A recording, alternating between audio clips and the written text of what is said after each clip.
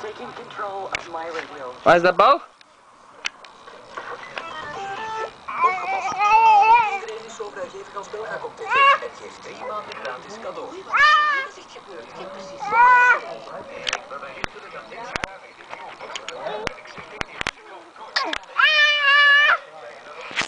Gratis op een Belga op tv. Ah ja. Je moet wat je aan het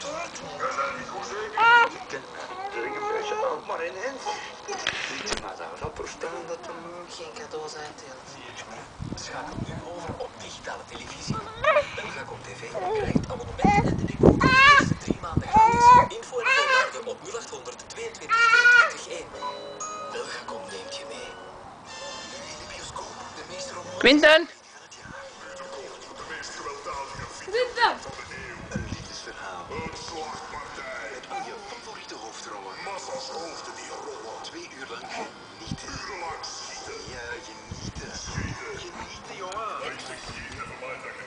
Waarom iets opofferen? Bespaar met 2 Go Generation en gun jezelf de 2. Tot eind februari 2009 zijn de sms'en en mms'en gratis naar alle netwerken. €24,24 bij elke herlaatbeurt van minstens €10 per maand. Info op proximus.be/generation. Proximus. Zoveel, zo dichtbij. Samen met Belgacom. Studio Brussel. Goedenavond, nieuws met de.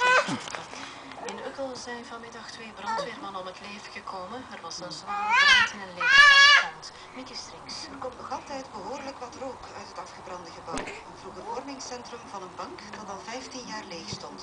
Wat er precies is gebeurd is nog altijd niet duidelijk. Als informatie geven als de familie van de 2 slachtoffers op de hoogte is gebracht. In het leegstaande gebouw zaten wel geregeld krakers en spelende kinderen. Zeker is dat de brand ontstaan is rond 3 uur vanmiddag en dat die zeer hevig was. 2 brandweermensen zijn omgekomen en 1 vrouwelijke officier raakte zwaar verbrand aan de schouders. De vrouw is naar het brandwondencentrum van Neder Overheenbeek gebracht. Handelaars in Schoongerij hebben dit jaar in de helft van de gevallen minder verkocht dan vorig jaar. Dat blijkt uit een rondvraag van het Neutraal Syndicaat voor Zelfstandigen. Volgens de handelaars is dat te wijten aan de dalende koopkracht. Maar ook een Vlaamse decreet over kosteloos onderwijs speelt mee. Christine Matthews. Door het decreet moeten de scholen zelf meer materialen aankopen. Aangezien zij budgetair beperkt zijn, gaan zij voornamelijk kijken naar de prijs. En gaan zij dus eerder goedkope spullen gaan aankopen bij de ketens of bij de grote handelaars, eerder dan kwaliteitsvolle producten aan te kopen bij de kleinhandelaars. Bij de grote winkelketens lijkt de verkoop van schoolgerei alvast niet te dalen. De tropische